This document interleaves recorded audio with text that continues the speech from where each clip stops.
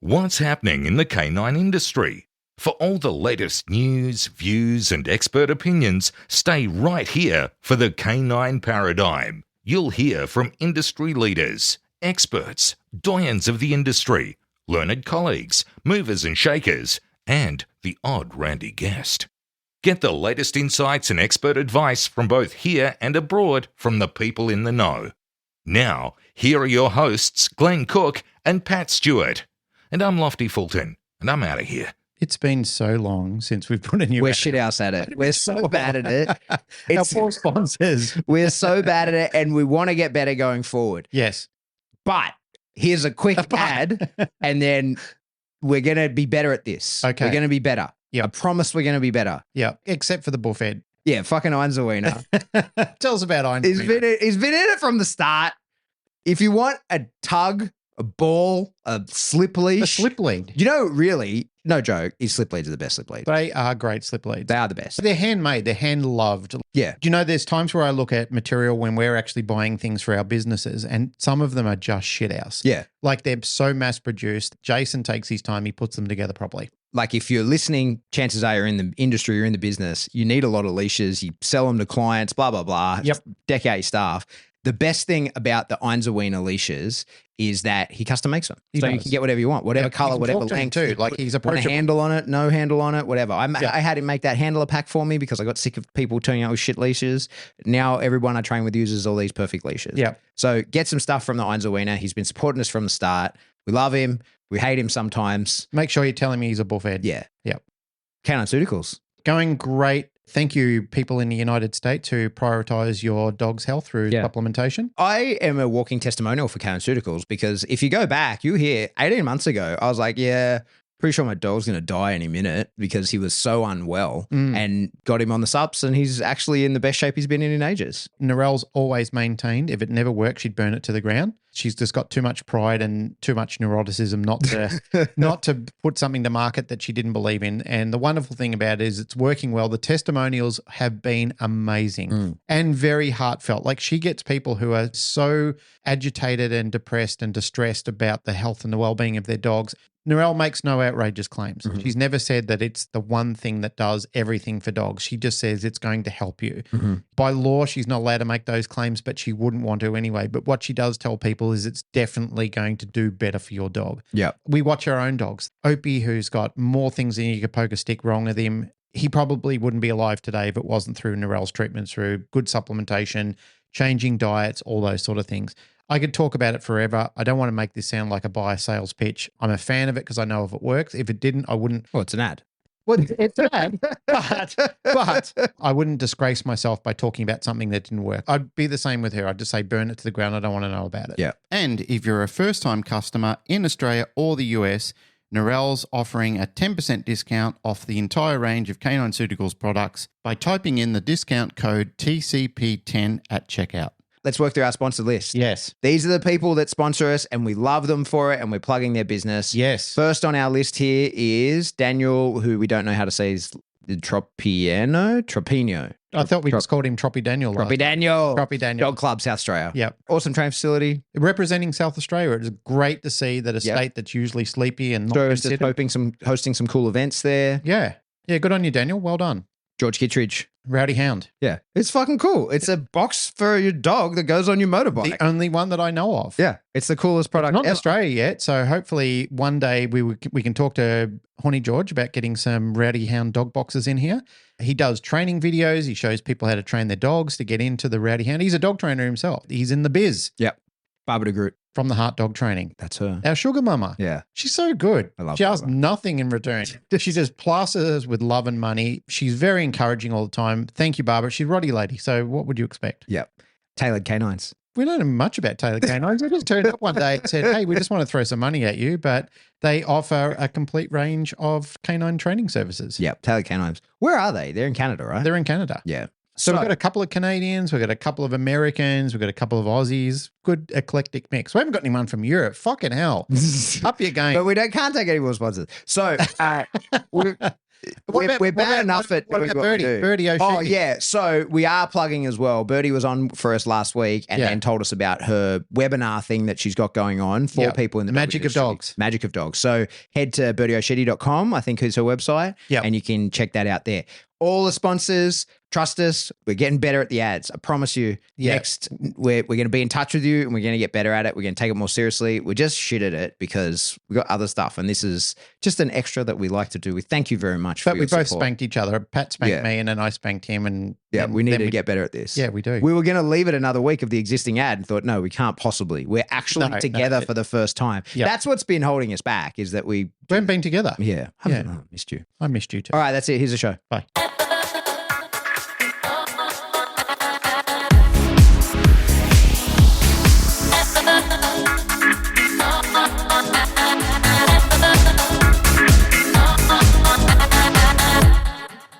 Welcome back to the Canine Paradigm. I'm your host, Pat Stewart. I'm joined by my co-host, Glenn Cook. It's the non-plague show. Don't make me laugh or it'll come back. Okay. Hey, we've got questions to answer. Yeah, we have. We're a couple of days late on recording this because it was the apocalypse during the week of rain, so we couldn't get together. That definitely happened. Yeah. Should we just hook in? Yes, we should. All right. We put out into the Facebook discussion group, which if you're a listener and you're not in there, come on, guys, get in there. Unless you're not on Facebook anymore. I suppose that's a reasonable excuse. But we put a post in here saying that we're going to do an AMA, Ask Me Anything episode. Got lots of different questions and comments and discussions that unfurled under that. So as always with these things, it's the same what I do when I do the live streams is I only sort of take a somewhat cursory glance at the questions. Yep. Because I want the answers to be not prepared. I'd rather that be more conversational between us rather than a presentation. There is a couple of things that I saw. There are a couple of questions. And if we get to them today that I thought, oh, you know what? I will put some thought into a nice presentation on that. Yeah. And maybe that'll be a future episode or a Patreon thing or something like that. So let's start out with Tristan Pearson. Says, not so much a question, but I'd love to hear about varying reward placement, delivery, and indirect versus direct reward, benefits of the above, and when to use each method. I love an Ask Me Anything episode. Cheers. What do you think? I kind of feel like we've done entire episodes on each one of those questions. Yeah, we have. Yeah.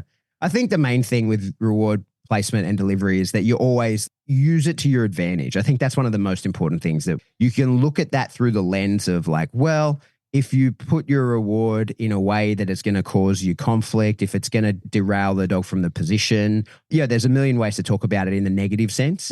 But the best way to really think about this is to think about using reward, delivery, and placement in order to cultivate the behavior. So there's certain rules that you have to abide by. There's things of, creating stability via delivering rewards in position.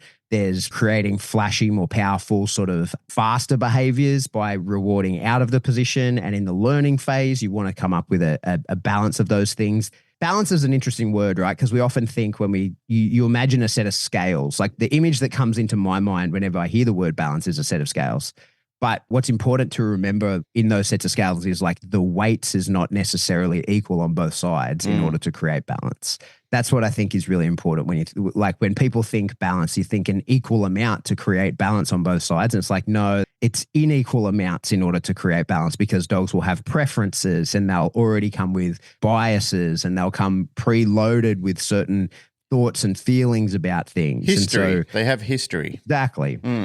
Exactly. So creating a balance in the learning phase of like, if a dog is a slow and lazy dog, then more rewards out of position, right? And if a dog is a very fast and, those very highly strung dogs, then you want to be rewarding in position much more. You want to create a balance where the dog turns up with what it brings, and that is somewhat unchangeable. Like that's who the dog is, and that's on one side of the scale. And then it's up to you to decide, okay, well, because of this dog and who it is and the way it thinks and feels, I'll create balance on the other side of the scale. And that might look completely different to the way that you would do it with a different dog. I think in terms of reward, indirect versus direct rewards, I think that the truth is that for the most part, there's a few different definitions on that people use, but the way that I think about it is a direct reward is that anything that the dog is pursuing in order to get. So if you're luring, you're using a direct reward. Anything where the dog is the act of trying to get the reinforcer, the reward, brings on the behavior. That's a direct reward. The dog's looking at it, it's a direct reward. And an indirect reward is anything where the dog has to separate itself somewhat from the idea of getting it in order to perform a task that it knows will lead to it. And that then doesn't mean, it doesn't matter whether it's a food or a tug or whatever the actual thing is. It's more of its relationship to the behaviors that you're either asking the dog to do or teaching the dog to do. That's how we define an indirect or a direct reward.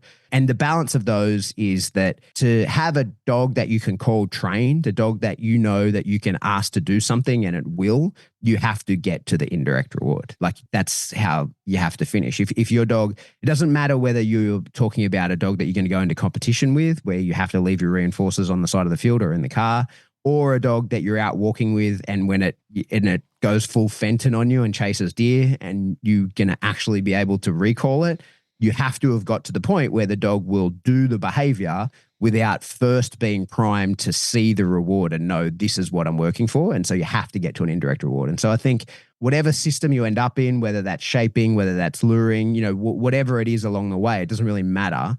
So long as you have the end goal in mind of the dog has to be able to perform this behavior when I say to, with the single cue of me saying, do this, results in the dog doing that, for the possibility of a reinforcer, not necessarily the guarantee. And I think that's dog training in a nutshell. That's a good point. I was thinking as you were talking along there that eventually with direct reinforcement, you're going to have to fade at some stage and you have to have that in your mind. The setup has to be, I'm in a teaching/learning phase of my dog's education. I'm primarily working with direct reinforcement at this point in time.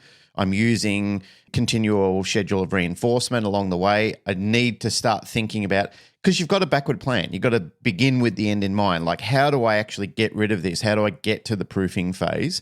What's that look like as we start progressing along? And that's what I find that some people, they develop a little bit of a crutch along the way where they keep things with the direct reinforcement and then wonder why they're having a reliability issue with their dog when they try and start fading away, because then they make enormous gaps in their fading. They start making it like, today we're going to remove the ball, today we're going to remove the food, without actually setting the dog up and fading it out slowly, where the dog starts to understand, like this is how it works. Like I don't get it immediately anymore. It's just the program. It's the way that we actually do things. It's very important in that process that we start thinking about the process, as I said before, beginning with the end in mind. I love that phrase from Anthony Robbins. Thanks, Tony. It's very much an important part of the program. Like, sure, I can begin with this, no problem, but I can't use it ongoing. Otherwise, I'm going to develop a dog that has reliability issues because it thinks there is no presentation of a reinforcer or a reward, I should say. So I'm not going to do the behavior because you haven't got the bribe in place. And that's the issue. We've talked about this in the past. We've talked about rewards versus bribes. If you continue along this, your reward becomes a bribe because you're basically saying to the dog, here's the toy, here's the food, come on, let's do the behavior because I've got the thing that you want. And then the dog goes, yeah, cool, I'll do it because I can see that payment's ready. Primarily, think of a person that would come to you and say, like you ask them to do something and I say cash first. And you say, yeah, sure, no worries. And then you pay them. But even then, that can lead to reliability issues as well. So I find that great to start with while you're on a continual schedule and you're in early phases of training. But then, yes, please, you've got to start thinking about fading it away so the dog starts to understand, I still need to do the behavior, but then develops a good anticipation of it as well, like thinking about the reward, not literally locking eyes on it, but thinking, okay, well, there is a possibility of it being here.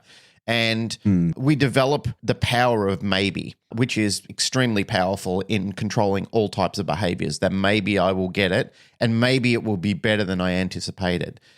If you can be a provider of that style of training and even that style of education, eventually your student is going to be better at the behavior and more powerful at it. But you still got to do all the preconditioning work that comes along the line with it anyway.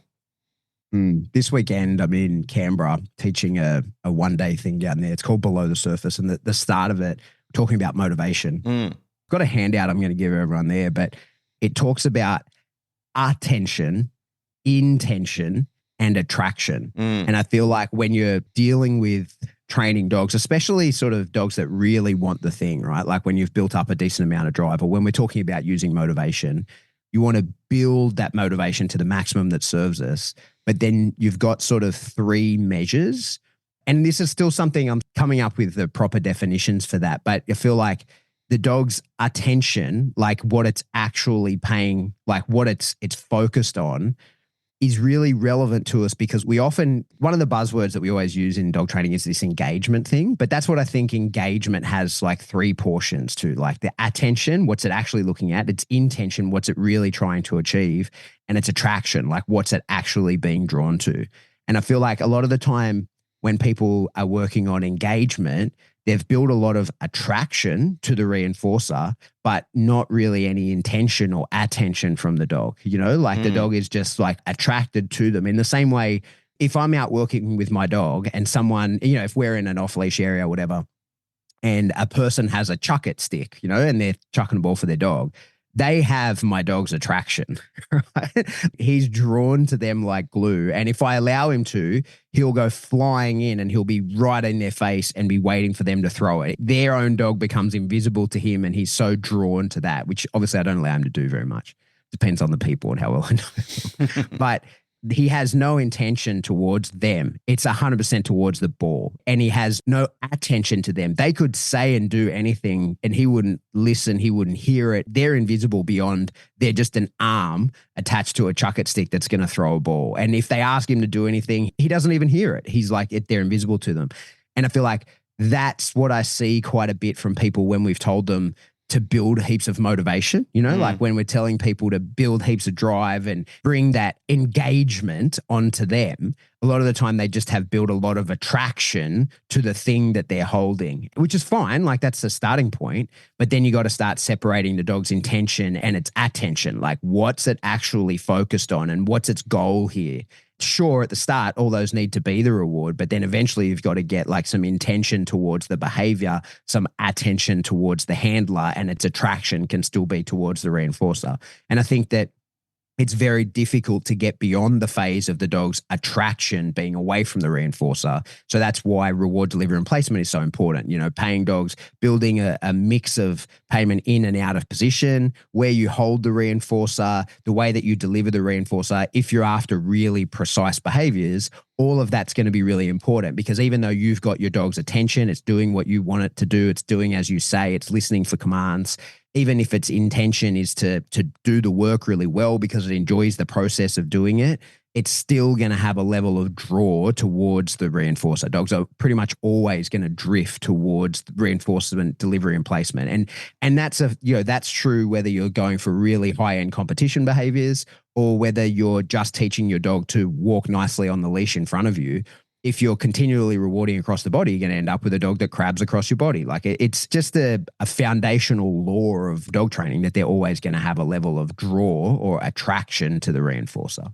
In addition to that, I would say that the dog has to be aware of consequence as well, which is along the way. It's part of the journey. It's, you know, as you get into the middle phases of training, when you're actually starting to talk about training with the dog, is it needs to be aware of consequences to not do those behaviors as well. So that's one of I had a Zoom call with a client the other day and we were very much talking about that as when to introduce consequences, how they work and what they actually mean, because everything else is great. We certainly want the dog to develop all the power, understanding of the behavior, to become conditioned in the behavior, to develop that nice consistency, have a nice spicy attitude towards the behavior, but then also understand I've got feelings, big feels about wanting to do all these other things like running over to that thing or chasing person X's ball and so forth. But then they have to understand, but if I do that, if I do it, this is a consequence of that happening. So I'm better off at remaining here where there's reliability. I won't endure that. And I also will develop this along the way. So they understand that my relationship is better with you. At least I've got access to a good reinforcer. It's going to be good enough for what I want anyway, providing you're a smart and intelligent handler / trainer and you condition the behavior well with the dog, but you've also used a good selection of reinforcers with the dog as well. Agreed. All right, should we carry on? Before we do, what was the first question, the first part of that? I'd love to hear about varying reward placement and delivery and indirect versus direct reward, benefits of the above and when to use each method. When you started answering that first part of the question, I want to tip back into that because I recall a conversation that you had with Helmut Razor when you went to his seminar in Melbourne. And he was talking about let's say, for example, a dog had possession of a tug or a wedge or something like that.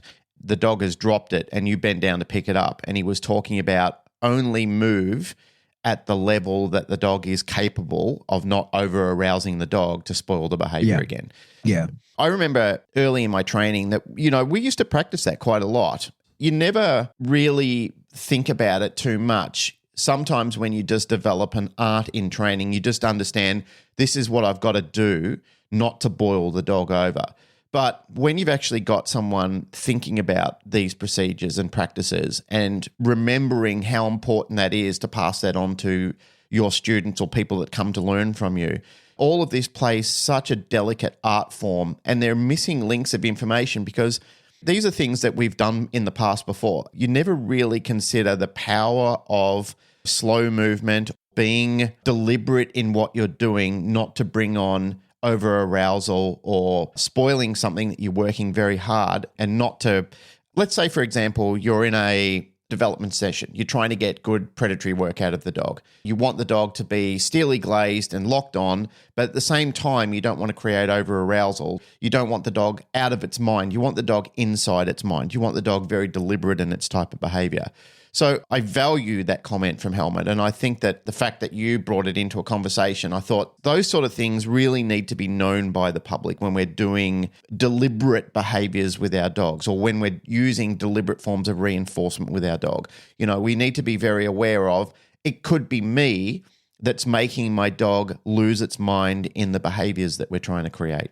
For sure. I think it's one of the things that gets overlooked so much is that your body language cues to the dog absolutely become so important to the behaviors that will unfold before you. And so being precise in your movements so that the dog can find those commands, those triggers, those things, because it's important. Like, at the end of the day, we always want to go for having things on a verbal command, but the dog, in order to get things there, for sure, there has to be some kind of trigger prior to that. So there is always going to be, whether it's the remnants of moving the lure or some sort of gestural thing that carries the weight to the dog of like, okay, do this, right? Like you're going to set something in motion via some sort of physical action.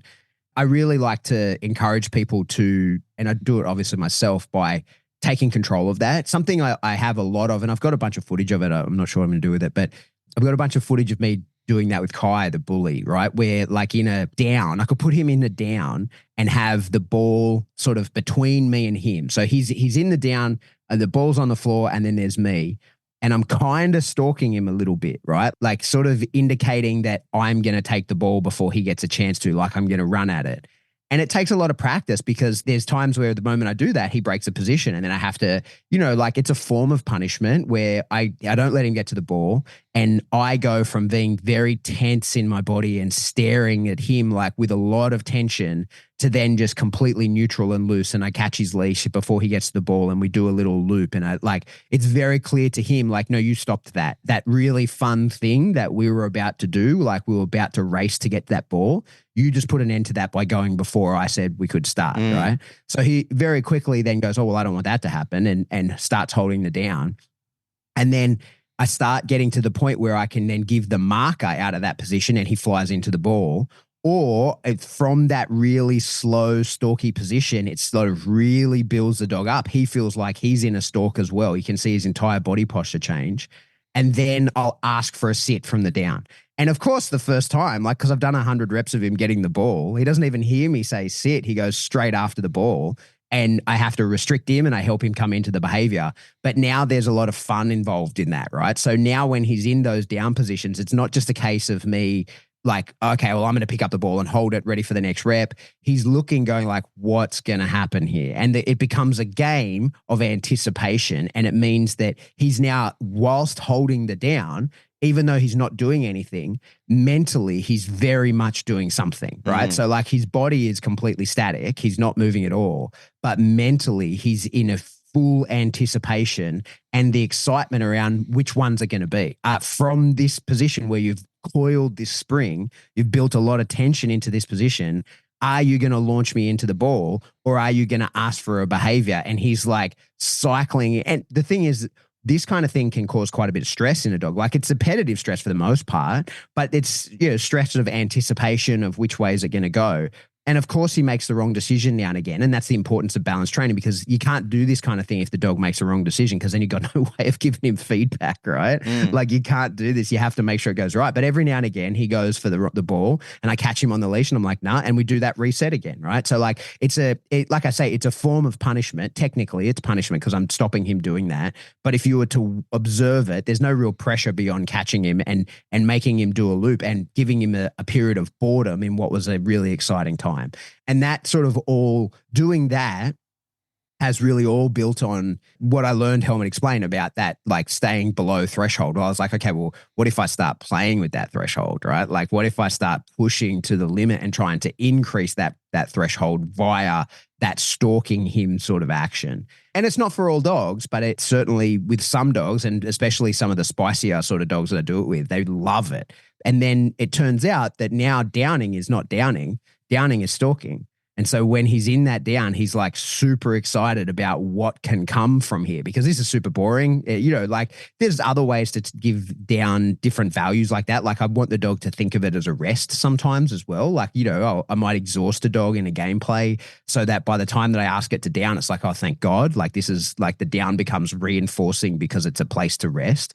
But I also want, in the higher state of arousal, when the dog isn't tired, I want the down to be reinforcing because it puts the dog into a state of mind where it goes into anticipation of the stalk of what's going to come. But I have to then be mindful, this, relates to reward delivery and placement. I have to then be mindful of my schedules of that so that he isn't on a hair trigger in the down, that he can hold it and not, like that he truly finds the signal that is the release from the down rather than just anything that triggers him. That he's simmering at a point where he's about to burst out of it. And be aware of the consequences as well. The dog must be aware of, exactly. Like, if I blow this is the negative side of this not going right. Yeah, that's right. We talk about the build-up quite a lot. We talk about like the anticipation of what's going to go right. But this is very much where people start evading or avoiding the discussion of punishment. And the punishment, as you said before, can be very much about some strong form negative punishment, where you demonstrate to the dog, you're lost to me. You and me aren't in this anymore. Or the dog gets put away, whatever it may be, whatever is most effective and has the highest level of impact on the dog. But that is very much a big part of the training journey of a dog and their handler and their trainer, is they must be aware. Sure, we're going to do all these amazing levels of arousal to bring on the behavior, to make you feel amazing in these behaviors, to make you feel like I understand this and I have a relationship with the behavior you're trying to build here. But they have to really have a strong connection with the consequence as well. I recall on this when I got challenged years ago. I know I've talked about this on the episode where I got challenged to bring my dog down to a park where some other trainers were accusing me of being a balanced trainer and using correction chains, blah, blah, blah, blah, blah. The one exercise I challenged them to, I said, since I'm here on your turf with your people, what I want to do is a 20-minute downstay. I'm going to have your dog next to my dog, 20-minute downstay, because I knew my dog was absolute king at this behavior. And it didn't matter what I did, his favorite toys, anything, it didn't matter. Anything, like he'd sit there and he'd quake, like you could see him shiver anticipation to get it, which is great. I knew he was thinking about this. He had presence to what was actually going on, but he would not move because he also knew and had a strong connection to the consequences of, if I fuck this up, I lose everything. I don't get the grand prize at the end of this journey. Whereas the other dog had no hope in this. With, beautiful dog, it was more about the owner, not the dog. The owner of the dog was psychotic and had delusions of grandeur. The dog itself was a beautiful dog and had potential to be a very, very well-trained dog. Put the dog in a drop. As soon as I got a ball out and kicked it along the floor, the dog broke straight away. Its arousal level went through the roof. It couldn't contain itself. It didn't have any idea of consequences. It just took off after the ball. I know I've told this before. The owner lost her shit, tried to attack me. It was just crazy. And then Have you said this before? I don't know if you've ever talked about someone attacking you. Oh, yeah, she went crazy. She came over and started pushing her finger in my face and stuff like that. And I said, my dog is a protection trained dog. Like, if you assault me, that's a go ticket for him. And she goes, "You brought a dangerous dog here. How dare you?" And carried on like a pork chop. It was insane. I've told this story many, many times. Like, I think clearly on that because she was saying to me, "Your dog's fearful to get up. Your dog is afraid of you." And I said, "My dog understands the consequences." Sure, he understands. And I said, "But afraid? You're missing the point. I released him from the position and told him he was allowed to go and get the ball, and he just ran over where her dog was and took the ball and ran back to me. And she said, that's it, you're cheating. And I said, oh my God, this is so indicative of somebody who completely misses the point about how an ultimate package and tying everything up and creating understanding and empowering the dog and giving the dog the mechanism of control to understand, like, if I do all these behaviors, it's going to be so amazing for me. Like, the outcome is going to be incredible, which it was. I mean, I was tossing the ball for him. He was having a great time. And I said, at no time has my dog lost any animation. At no time has my dog lost any of his spirit. I said the whole time he's down there, he's believing in himself, like, this is only going to get better for me. My life is only going to improve here. I know.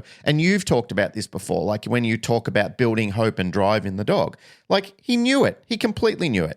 Like I said, one of the things I knew he was absolutely king on, and he was so fucking good at, even when he did his companion dog title and he was in the actual arena with all the dogs doing the drop stay next to him, another Rottweiler came up and stood over him and was trying to initiate a fight with him. And all he was doing was looking between the dog's legs at me thinking, what do I do here? And I said to the judge, are you going to do anything about this before a fight starts? And he went over and excused the other dog from the trial. And my dog just looked at me and went, thanks, boss, in his own way.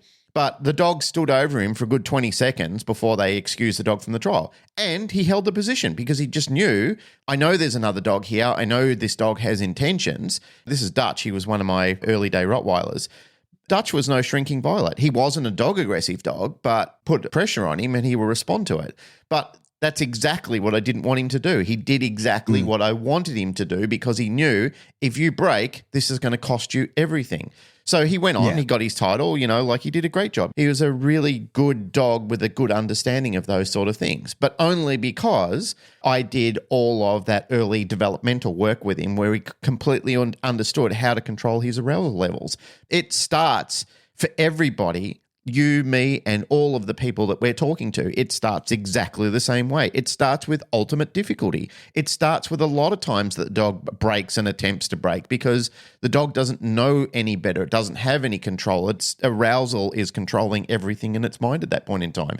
It doesn't know how good it can be until it experiences how bad it can be. And I say that sparingly and lovingly when I'm talking about training as well. I'm not talking about beatings and floggings, but I'm talking about missing out, losing, getting taken away, everything ending, the relationship between you and the dog, like the whole, like waiting to do this great training session, but then it ends because the dog fucks up. Like that slowly gets seeded into the behaviors of the dog because then the dog starts to understand, I don't want this to end. Like the more I play this game, the more I'm within the rules that you're creating, the more I can control what happens and the more length that I actually get in how long this game endures. I mean, dogs are fucking smart. They pick that up really quickly. They start learning, like, I can stretch this from a 2-minute game into a 25-minute game as long as I stay within the, like teaching a child not to go over the lines when you color. Like as long as I stay within the lines, I'm golden. I think the best correlation is, we do this with kids all the time. You see kids do it with each other, is that there's fun in negative consequences when those consequences just result in like a timeout and a reset. So what you see is like kids do it to each other all the time. You'll be starting a race and they go ready, steady, bananas. Kids do that dumb shit all the time. And if you take off on bananas, you're, oh, no. It's not like they don't let you run the race, right? Like you don't get to go. It's like, you made a mistake. You got to come back. And that's all we're talking about when you're doing that kind of thing is like, oh, no, you don't get the ball. You're not getting the thing that you're going after. And there's a period of like all the tension leaves, all that anticipatory fun disappears from me and from you. And there's this awkward, like, you have to come back. And if it's a kid, then they have to walk themselves back around. And if it's a dog, then you've got them on the leash and you're like, and you just take them on a little loop.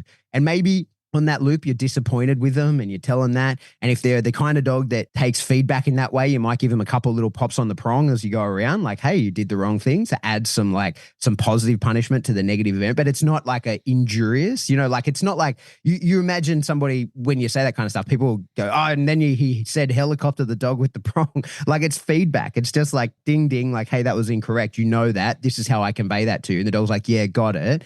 Let me have another go. And then it's the same. You see kids do the same shit. We do the same with dog. You go, ready, steady, and you leave them there for too long. And then they break the position because like the kids on the starting block were leaning too far forward and the dog was like, I've only got so much hold in me at this level of arousal. I didn't realize it could go for that long. So of course they break and you're like, oh, nah, and you bring them back around. And so then they realize, oh, okay, well, I need to simmer at a lower level, which I can hold for a longer duration of time. So the way to teach this sort of stuff is it's very fun.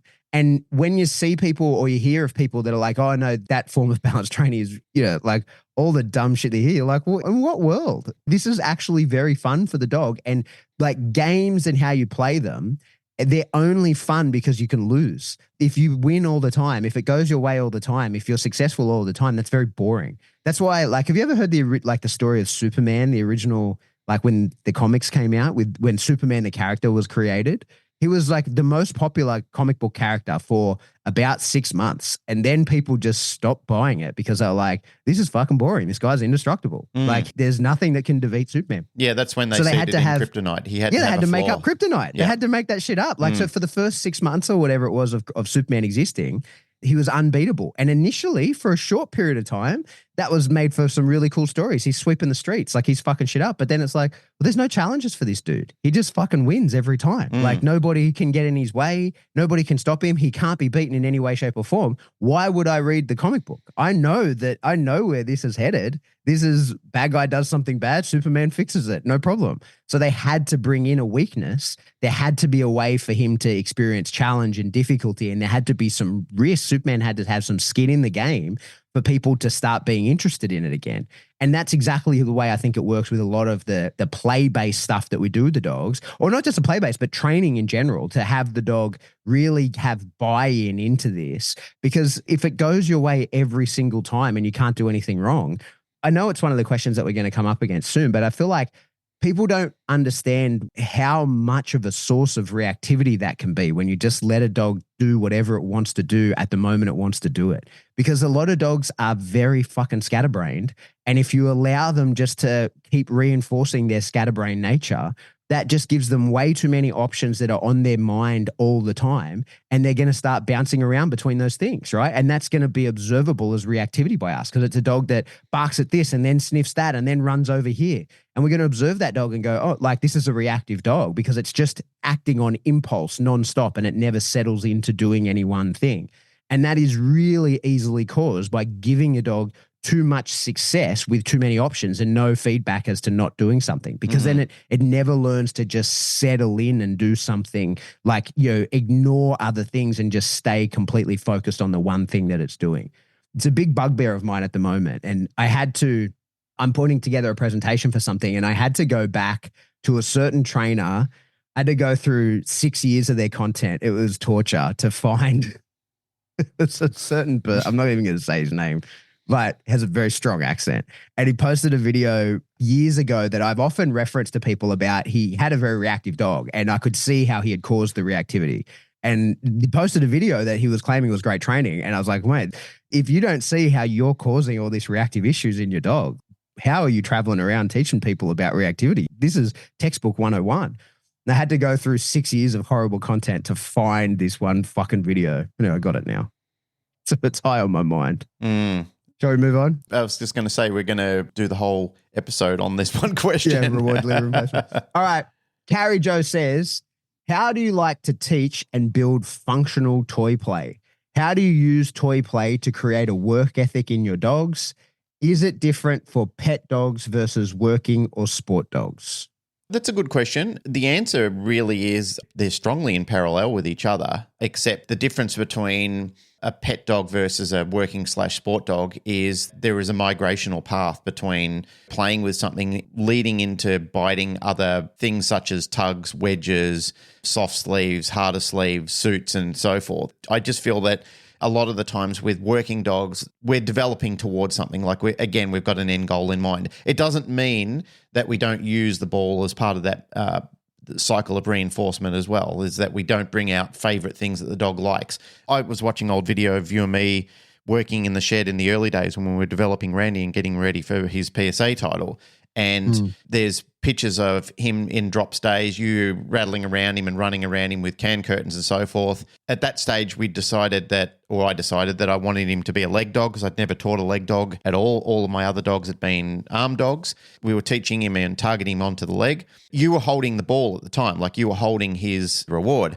He was also rewarded by biting you at the same time. But what we were trying to show is that he had a clear understanding of when he gets told to do the work, he'd bite you in the leg. Then when we would out him and told him he was finished and we would reward him, he would ignore the leg and grab the ball off you. So it was very clear to him. He wasn't muddled in the mind about how to control what was happening or what each sequence meant in that event. Getting back to normal pet dogs and so forth, I believe that, and we've had people like Jay on who's talked about this. I know Ivan introduces it as a big part of his cycle, and most of us agree when you look at it, play is an extremely important part of the relationship between you and the dog. I know I'm jumping around a little bit here, but I just want to touch on this with a dog that came to see me during the week, and it was a Shar-Pei cross American bulldog. I mean, what a mix. The dog had some relationship issues with the owner, not in a terrible way, but there was some inconsistencies in the way that the dog was behaving. And at home, the dog had growled at the father. There were some aggression issues there. So when the dog came in to see me, the dog wasn't actively trying to pursue me. He wasn't coming over trying to be aggressive. He was curious about me. I said to the person at the time, look, let him off lead. And she said, are you sure? And I said, yep, absolutely. Let him off lead. So the dog was off lead. He was walking around. She was explaining to me, and the reason I said this is because the entire part of the conversation was when people try and engage with my dog, when people try and touch my dog, he shows aggression towards them. She asked me again, she said, are you sure it's okay for him to come off lead? And I said, yeah, because I'm not going to touch your dog. And she goes, okay. And I said, that's the trigger. That's the point of contention between your dog and the relationship with other people. So the dog came off lead. He walked over towards me and she said, aren't you scared? And I said, no, because I'm not going to reach out. I'm not going to do what he believes I'm going to do, which is reach out and touch him. I said, you and I are going to have a conversation. He walked over towards me. He whale-eyed me a little bit. He walked away, he tucked his tail between his legs. He wasn't excited about the entire introduction whatsoever. But at no time did the dog show aggression towards me. We had an hour together. The first half an hour, the dog was walking around while the owner and I were talking about what needs to happen, what needs to change, and why I believe that the dog had become the way it had become. The second part of it was we got up and walked around. We were inside the shed. I locked the door. Nobody could walk in unexpectedly. We weren't going to change the parameters of how this dog was going to be introduced to anybody else. Like nothing bad was going to happen in this session. So while that happened, we were talking and I developed an understanding of what the dog's likes and dislikes were in life. And we found out he likes balls and he likes tugs and he likes doing those sort of things with the owner. So we brought a box of them out and started tossing a few around on the floor. And sure enough, the dog changed. His entire mind frame changed. I said to the owner of the dog, start playing with him. Do some fun stuff with him. She picked up a ball and she bounced it around and the dog started becoming aroused. And then he engaged. He wanted to play with the ball and he wanted to play tug and keeping off with her, which was great. And then I said to her, when you get the opportunity, pick the ball up and throw it to me. So she picked the ball up. The dog come running over. Completely, I mean, we've seen this before. I'm not talking about you and I. I'm talking to people out there in the podcast land. But completely different mind frame from the dog, completely different facial structure. The eyes softened, the ears relaxed, the dog's body posture, the tail unsucked between his legs. I know people have seen this type of thing before. Importantly, the mind frame change of the dog. That's the point I'm trying to get to through engaging in play. So we started playing a little bit of keepings off. The dog ran over towards me. Again, I didn't touch the dog. I didn't advance towards the dog. In fact, I moved away from him while I was bouncing the ball. He became excited. His arousal levels were increasing. I threw it towards the owner. I said, you reward the dog, like you reward him. And I said, I'll eventually bounce it towards him, but I want him to play with you. So he came over. The ball was one of those balls on a string. She came over, grabbed the ball, and I said, keep it going, move him around. The dog was going out of his mind with excitement. He absolutely changed his whole paradigm. Everything that we wanted to develop with this dog came true. Subsequently, that's how we ended the session. Play for different avenues of different procedures are exceptionally important. Again, it's like that helmet razor comment that he made earlier on. We've been doing practices like that for years, but never really thinking about the importance of I really need to impart this on my students. I really need to make sure that I'm layering this to an understanding of why we're doing it and how we're doing it. I guess I've always known the importance of play. I've always known when I'm playing with my own dogs how important that is and how much of an impact that has between the relationship between me and the dog. And I've told owners to do similar things before, but I've never really thought about it in a breakdown until I started hearing Jay talk about it. And I thought, yeah, that's a really salient way of putting things that I've never really gone into a large amount of depth about how important it actually is and the developmental procedures of it and how it relieves a lot of the tensions of all of the demands and asks that we're going to start layering in on top of the dog, how important this next step is so we can finish with the dog anticipating that everything is going to improve in my life. My life is going to get so much better if I start doing this thing. And I'm already making connections and parallels between the conversation that we had before as well, is that this is a significant part of the developmental and the brain structure of how a dog understands how the relationship between you and life actually starts to improve its understanding and standing of the world, I guess I'm trying to say. Yeah, good points. On her question, it says, how do you like to teach and build functional toy play? And I think the basis of that, I think, is possession, right? So in terms of how to build it, I think you have to have a dog that wants the thing. Like that's what I think sometimes.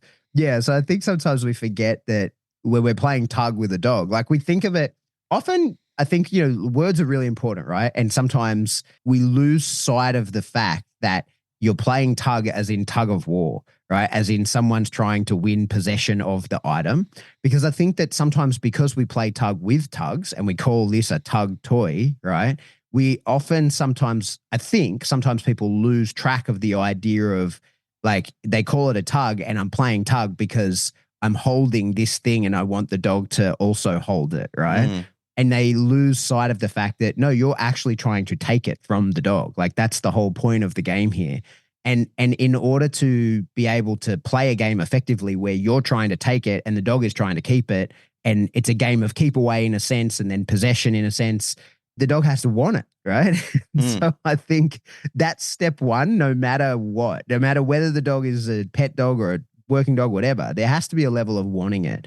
And how you're going to build that is probably through prey, could be through a little bit of suspicion. Like there's lots of different things that you can tap into getting a dog to want something.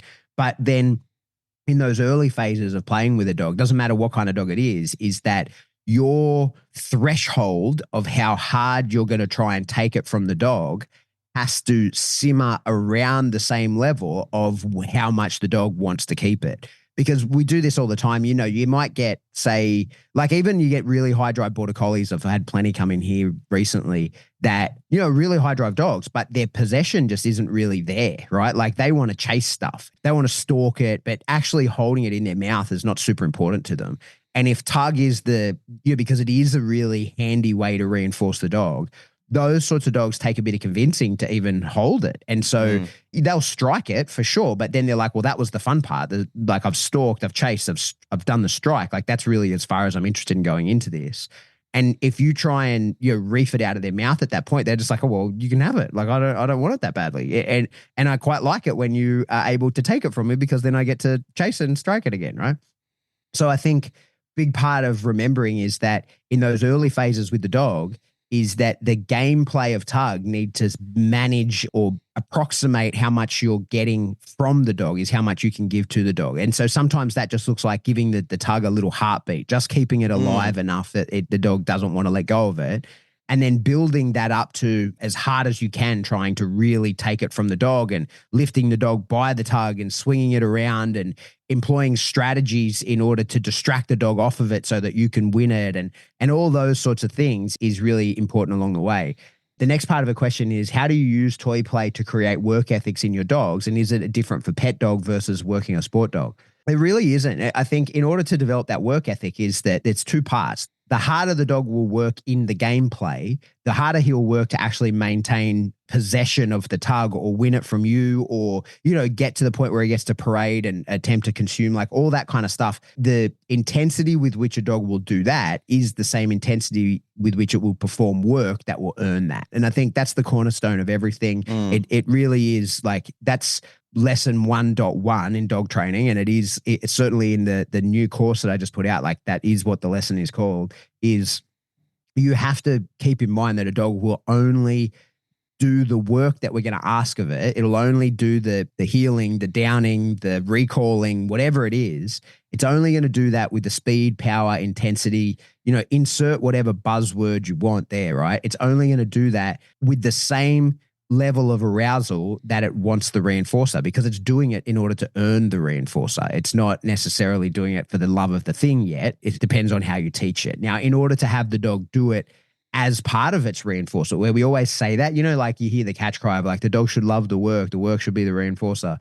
That's a really easy thing to say. That's a different thing altogether to teach. And that involves a really thoughtful and detailed understanding of the predatory chase sequence and trying to create the idea where the dog is in the behaviors. It is in the stalk of the chase sequence. It is thinking of itself as being reinforced while it has the opportunity to do the behaviors.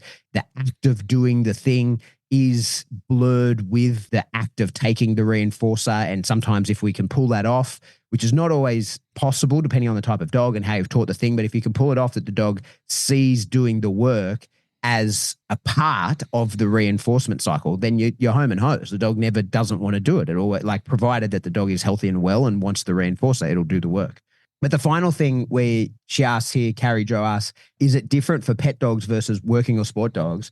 I would say no. For me, the way that I develop any sort of toy play is relevant to the drives of the dogs. Yep. And so if you come to me and you've got an off-tap Mallee and you say, this is my pet dog, I'm like, well, fucking your pet dog is going to be a sport/working dog you just don't compete with because you have no choice. This is the level of drives that you have, and this is how we're going to satiate those. And so if someone comes to me and they've got, this is just my pet dog, I don't want to play tug, I don't need any crazy amount of arousal. It's like, no, you have the amount of arousal you have here, my friend. This is the dog you have.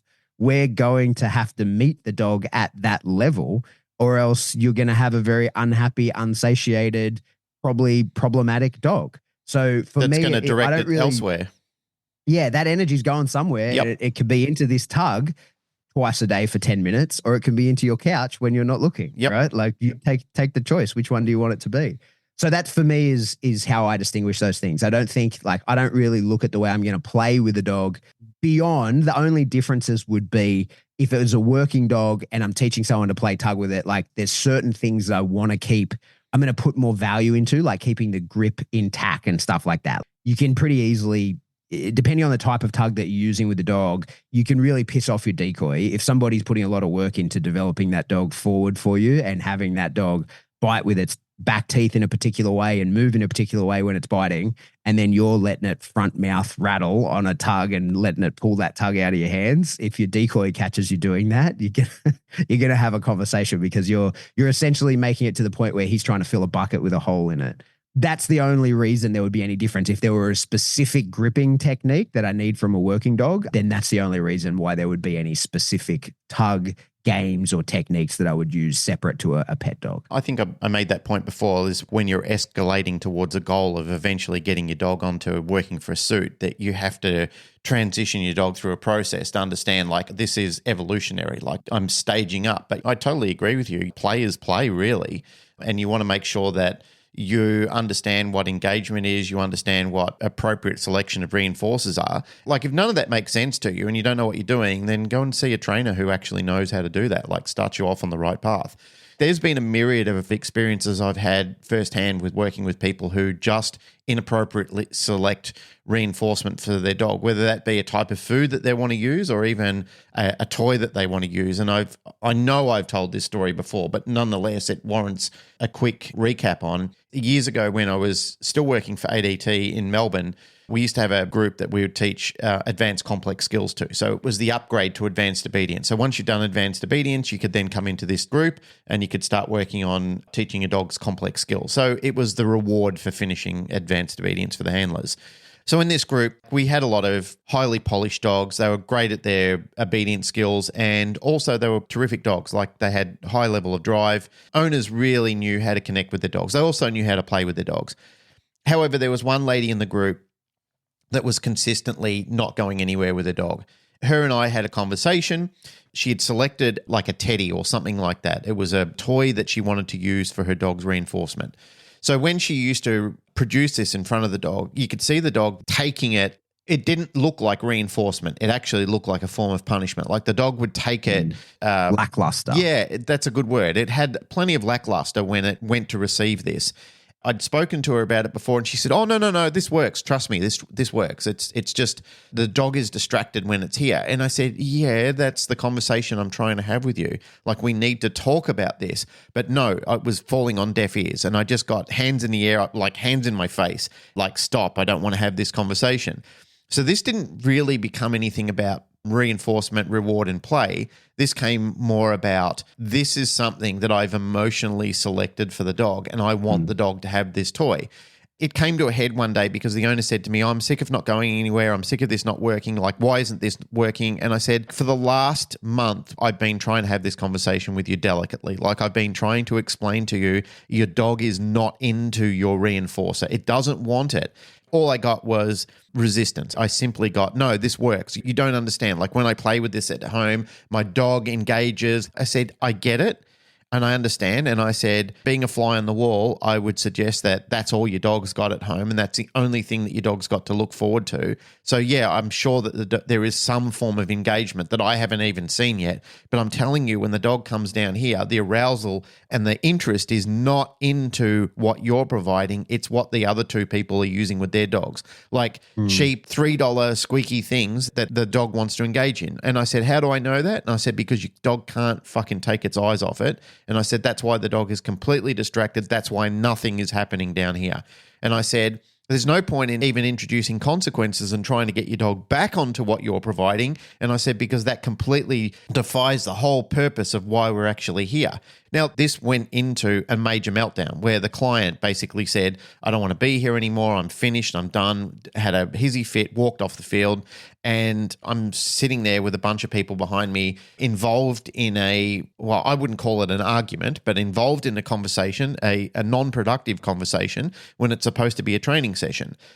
Long story short, the people in the group said, "Such and such wants to come back." I won't use their name because I'm sure they listen to the show. "Such and such wants to come back. Can they come back?" And I said, "Of course they can come back. I never kicked them out. Like, it was their choice to walk out. I never said the words to them, 'You have to leave,' or 'You have to finish up here.' What I said to them is, your dog is not engaging in what it should be engaging in. I can help improve this situation. I can make it so much better for the dog. I can start to see elevation in the dog's training practices, like all of your dogs are doing." I said, "Every time you're coming here, between 5 and 10%, I can see an improvement in your dog's behavior. Like, your dogs are actually learning the skills that we're aiming for. Incrementally, we're ratcheting up. This dog is not. It's holding ground. In fact, it's starting to decrease in the behaviors we wanted to do or we're trying to shape because the dog doesn't understand. It has nothing to yearn for, nothing to hope for when it's here anymore." Finally, long story short, owner came back. We switched out the reinforcer. Hey presto, the improvement in behavior started to go through the roof. The dog started to level up and started to match what the other dogs were doing. The owner was upset about lots of emotions, lots of big feels. But as I said to them, I said, "This is not a I told you so game. This is simply, I'm trying to do what's best for your dog. Your dog has a selection criteria and what it wants to use. There's no point on using something that you believe is reinforcement, which has actually become punishment to the dog. This is now a form of punishment that you're trying to force this into your dog's mouth. You believed in your body, mind, and soul that this was a love gift, something that you had selected for the dog, but it actually wasn't. It was nothing of that." I can't tell you how many times I've seen that happen. And I would regretfully say I've done the same thing myself in the past. I've done those sort of things with animals that I've been training before where I've been insisted, I've had something, a form of food, a silly toy or something like that, where I thought this will get me over the hump, this will get me over the hurdle, this will be enough. So sometimes I think even professional trainers, when they're rushed or when they're not thinking about things and when they haven't put any leverage into developing a training plan with a dog that really needs more than that, you can actually find that what you've selected is not only is it not going to work well, but it's highly inappropriate for the training session. It's almost offensive that you become that complacent and that lazy to not give it any thought and not develop the architecture of a system where it's going to be beneficial for both you, the handler, and the dog. I think that's a massive part of dog training that we sometimes don't put enough weight into, is understanding arousal and knowing, like, you want to control the level of arousal of your dog to the level that serves you, right? And so that might not be what's convenient for you at the time. It has to be what serves you. So if at home you train with a particular toy or item, whatever it is, you got a reinforcer that brings the dog to a particular level of arousal, and that is what serves you there, great. Like, cool, use it. But if when you go somewhere else, if that toy has a cap, like the way that you're able to use it, the way that the dog thinks of that thing, if that hits a limit, then something else is above that, and you don't want to train in that higher state of arousal, well, you kind of don't have a choice. You have to meet it, because for sure you can crush the dog out of not wanting that other thing, but then there's a huge amount of risk of it not wanting the thing that you then had, right? Like, because if you're just going to bring a arousal level down, there's a lot more risk in doing that. So I think sometimes we see that from people who are like, yeah, but if I use this, then, it's one of the ones I often, like, people say, oh, like, I've had a couple of people at seminars that say I can't train with food because the dog will bite my hands. And it gets the dog too crazy for the food. The dog's like crazy high food drive. And I'm like, yeah, but it's what you need in order to get this behavior right. So we need to work on that. Yeah, we need to teach the dog how to take the food without... We don't, like, we can't just go, hey, the dog bites my hands, I can't train with food. We're like, no, we got to show it, like, open and close hand lures and stuff like that, and deliver in different ways, because if the dog comes into a level of arousal that you don't enjoy or find easy to train the dog at, then you've got to put in the work to be able to do that. Because if that's the level of arousal of the competing motivators, then your motivator has to match or be above that in order to be the motivator. You're not going to convince a dog to do something for something it doesn't want unless it's in avoidance of something it wants to avoid. That's a very good point. I appreciate everything you just said there. I recall at a stage in training when I was more heavily involved in training where another trainer told the handler that was working with me that it was foolish that I told the handler of the dog the toy that it was using at home, which was serving no functional purpose when the dog was out in public, I said, switch it out. And then the other trainer intervened in that and said, you don't want your dog starting to become toy selective and starting to have like a complete range of toys. And I said, let's not be silly about this. I didn't say, let's just start littering the field with every form of toy there was.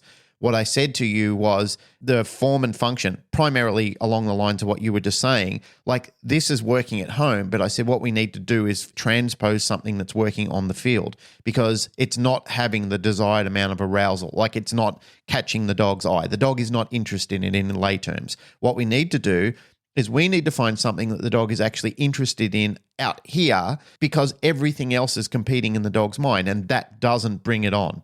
That's not powerful enough for the dog to understand like, oh, I could get this. Because the dog's saying, well, fuck that. I don't need it. It's such a low level. The world has become so interesting to me. But this toy actually does that. It serves that functional purpose. When the dog sees that, it thinks, hang on a second. Yeah, the world is interesting and there's a lot of things going on. But that thing that you've got, I really want that. I have a real interest in that right now. Like I said before, let's not get silly about these conversations. I have said it before, know thy dog.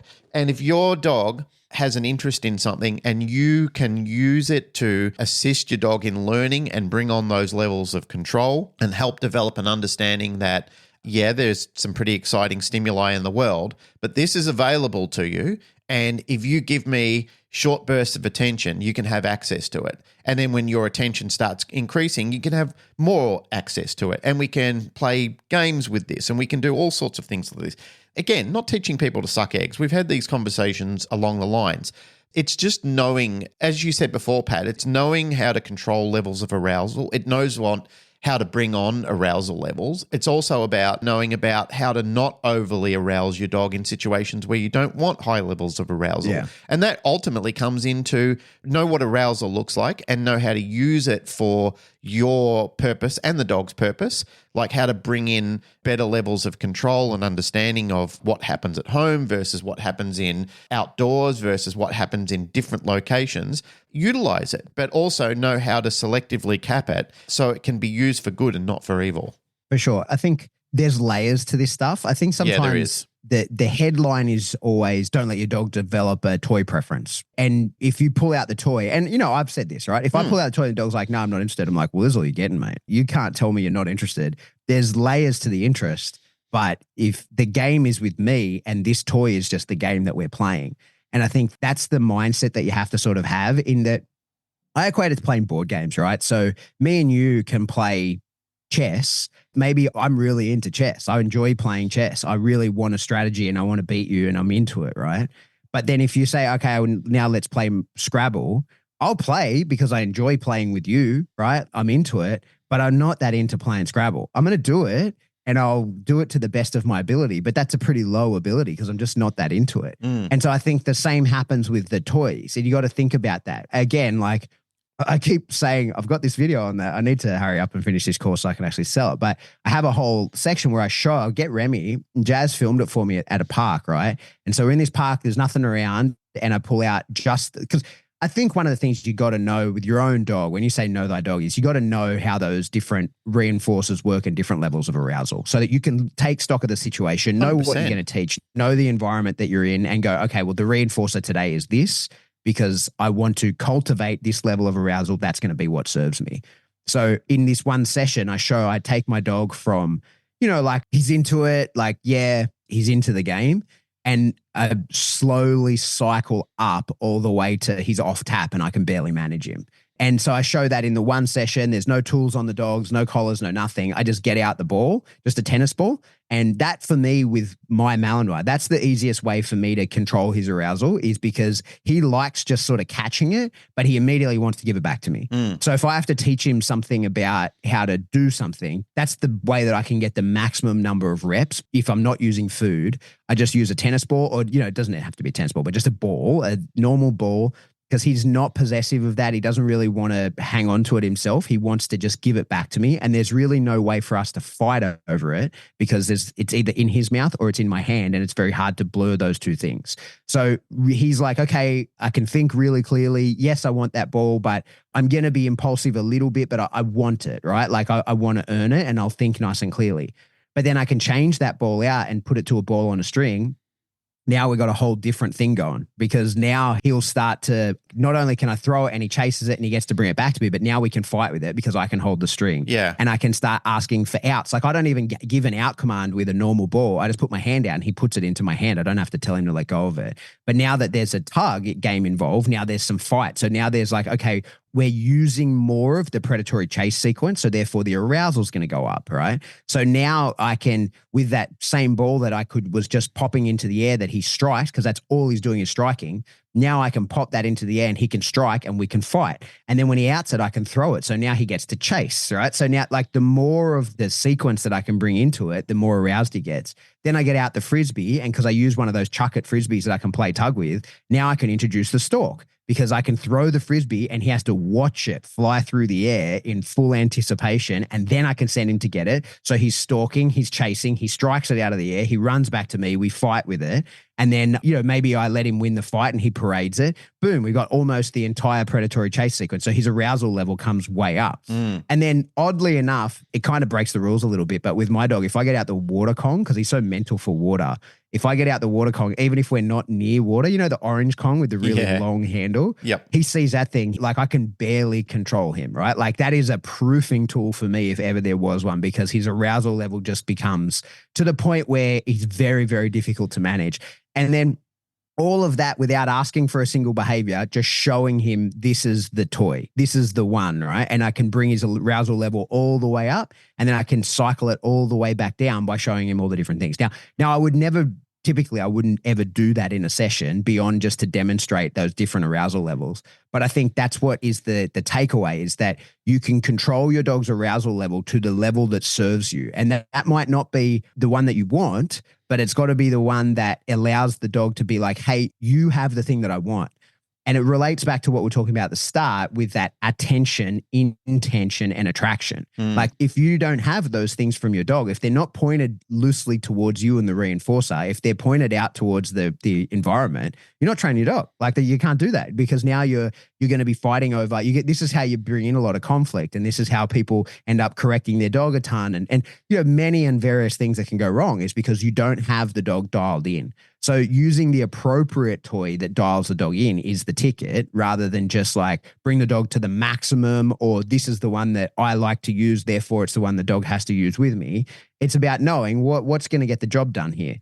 One of the things that I don't do much of it anymore, but I have from time to time, is when I'm doing obedience around decoys, like a super stimulating thing for my dog, I sometimes will reward him with food in that moment, like just single pieces of kibble, just one single piece.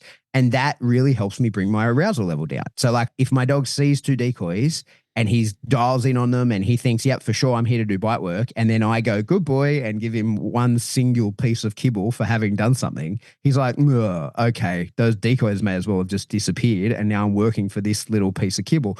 Like it's barely a reinforcer. It's just how I can say to him, hey, this is the level of arousal that I want you at, and this is what will serve us. So I control arousal via reinforcers and access to them. We've only got through 2. We only got through 2. But these are great. I enjoy these. I love just triggering the conversations. I like having the conversation with you, Glenn, and we'll find you're off overseas. This episode will come out and then you'll be in Vietnam judging a PSA their trial. first PSA trial ever. How exciting. I know. To me, I think that obviously it's got to be a fun trip for you. I couldn't get there. I was going to go decoy, but I just couldn't make it. Couldn't get the trip. But I'm super excited about that. Like just the idea that the growth in the region is now at the point where there isn't some expectation that you have to go back to, like Jerry doesn't have to go and judge that trial. You know what I mean? Like there's other judges in the region. And that to me is an indicator that we've done, me, you, and many, many others in Australia have done a really good job of cultivating the sport here. And it's growing throughout the Asia Pacific region, meaning that there's more and more access, there's more and more people doing it. It's becoming more and more mainstay within the community. So I think it's fucking great. I'm super excited that you're going over to do that, and I hope everybody there kills it. Mate, I couldn't have said it better. It's a complete honour and privilege to be asked to go over there. I've never been to Vietnam before, so that's ticking something off the bucket list because I did want to go over and check it out. I wanted to do it with Narelle, but I'm still excited nonetheless, and I'm going to get to go over there. Tenua's going to be there. Casey's going to be there. There's decoys from America. There's decoys from India coming over. It's going to be a great little catch up with everybody. And yeah, it's incredible. Like it's their very first trial. It's a privilege that I actually was asked to come over there and start them off on their official journey into hopefully getting a leg of a title at some point in time. That will be very exciting. At least some PDCs. That would be absolutely fantastic. Yeah. I know that they've been putting in a lot of hard work over there. So let's report on this when I get back and I'll tell you all about it. When you put it that way, right, as far as growth in the international regions for PSA, we're about to have a trial in Vietnam judged by an Australian judge. Yep. Bringing over the senior decoy is Adrian Rayso, bringing over a decoy from the US, other decoys coming from India. Your steward is going to be an American living in Australia. Yep. So like it's a true multicultural event, international region thing where a lot of people are coming together to make it happen, which is, it's super cool. I'm really glad that it's happening. I wish I could have been a part of it, but I'm happy for it to be happening without me nonetheless. And the trial secretary is coming from Hong Kong. Yeah, there you go. Right? Yeah. It's wild. Incredible. All right. So, but we'll find time to get more episodes done. We've got a massive list of questions here that's going to keep us busy. What episode is this? This is 295. Oh, Jesus. So we're still flapping in the breeze thinking about what we're going to do for our 300. For 300 I think episode. at the minimum, maybe we should do video. I feel like we could just do, I don't know, something different, like different production. Yep. We should do something. Anyway, ideas, shoot them to us. You can do that in the group, do it publicly, do it privately, whatever you want. Ideas for the 300th episode. We want to do something special. It's a big milestone for us. It's over 5 years and 300 episodes doing this. I've got a funny story. I should tell it at a different time, but like I caught up with a bunch of my school friends recently, who I don't see that often. I see them once every 6-12 months, something like that. It'll be someone's birthday that I can get to. A lot of those guys, they still work together. Most of them are lawyers and stuff. So they sort of are in the same sort of space as each other because they do stuff on weekends and I often work. I can't get there. So it's rare that I get there, but I did recently. And these are guys that really know me as an army guy, right? Because the times, like they know me from school. They know what I was like at school and they know me for my first 10 years out of school when I'd see them more frequently. But all they know of me is the Special Forces Army guy. They follow me on Instagram, like you forget that there's normal people from your normal life that aren't interested in dog training. Cause like all my Instagram is just like, hey, I'm a dog trainer, buy my stuff. Here's what I do, right? Like it's all business page. Yep. But these guys still follow it. And one of them was like, what the fuck do you do for a job? I was like, I don't know, mate. He goes, I'm seeing videos of you getting bit by dogs and what the fuck do you actually do? I was like, yeah, that's a great question. Yeah. I'm not really sure how to answer that. But anyway, I forget where I was going with that. We'll do the wrap up. That's it for another episode, Canine Paradigm. As always, if you like what you hear, like, rate, share, subscribe. Do that through whatever subscription service you download us from. Don't forget to do that. Like, don't just listen to this and just think, oh, it's just the wrap up. I don't have to do that. Like, legit, if you can, it helps us. You have no idea how much it helps us if you like us, rate us, share us. All of those things will actually help us. It is because what you see now, like in the podcast space, because we don't do video, we don't have the clips, there's no clips of us just pretending that we're on a podcast. Those reels of people talking into microphones, looking at nothing.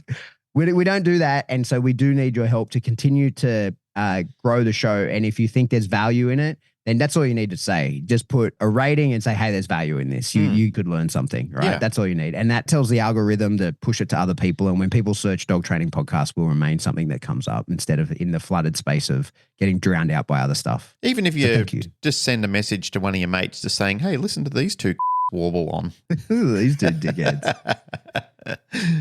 Two dickheads have been waffling for 5 years and 300 episodes. Oh, That's where I was going with it. That's where I was going with my school friends. So then one of them says, like, how come I don't see any, like, you've got this podcast, I don't see any clips of it. I was like, we're old school, man. We're old school podcasts. Since before, when podcasts were really just a thing you listened to in your car and you didn't have to film it. We're OG podcasters, 5 years and 300 episodes. But how many podcasts do you watch of people actually in a room together? Like, do you invest a lot of time into that? Because I lose interest in watching people talking. Yeah. So I rarely ever watch the actual podcast. Yes. But I listen through YouTube a lot. Because to be honest, like I don't use my podcast app very much anymore. Since I got a few years ago, YouTube's always trying to convince you to get a YouTube premium subscription. And I always was like, why would I pay for this? Fuck off, YouTube. I'm not paying you. It's the best. Of all my subscription services, if I had to get rid of all of them, YouTube would be the last one to go. Okay. Because it's the best. And so I do listen to a lot of podcasts through YouTube. Right. But I don't watch them. Like I just have listened through the YouTube app. Cool. Okay. That answers that question. We need a person. We need a person that does that for us. We need to get 300 episodes onto YouTube somehow. Yeah, we do. Anyway, if anyone wants if anybody's that person. Yeah, let us know. So you've liked, rated, supported. Now it's time to jump into Patreon. In Patreon, there's new stuff all the time going forward. There's this giant backlog of information. I do a live stream. I owe them a live stream. I went to do that again the other day, but then just my brain fog just wasn't there to do it. I was so sick. I had to postpone a live stream. So I'm going to do that. I'm going to catch that up. There's another one that I've set the date for. You guys will get the notification about that. So there's live stream every month, as well as a bunch of other different stuff that we just put into Patreon whenever we feel like Still got to do the PSA one. Still got to do it. Yep. We're going to do it when Sean and Janet are here. Yep. Another way to support the show is to buy cool merch. You could jump into Teespring, or Spring, they call it now, and get yourself some cool merch from us in there. You get a giant tapestry or a hoodie or a T-shirt. It says "Cool Story, Show Me Your Dog." They're pretty popular. Who would have thought that Katrina's little stick figure would be our most... The one that tapped it over everything else. We have professional artists who've spent hours and hours and hours developing art, and then Katrina does like a pub napkin with a little stick figure of a dog. It's because it's on brand. That's why it's so... Yep. It fits our brand so well. Yep. Anyway, so buy one of those. And if you want to get in touch with us, best way to do that is to jump into the Facebook discussion groups. About 10,000 people in there, all discussing dog stuff, having a good time, being nice to each other. Jump in there and check that out. Or if you want to shoot us an email, we are info@thecanineparadigm.com. Love you. Goodbye.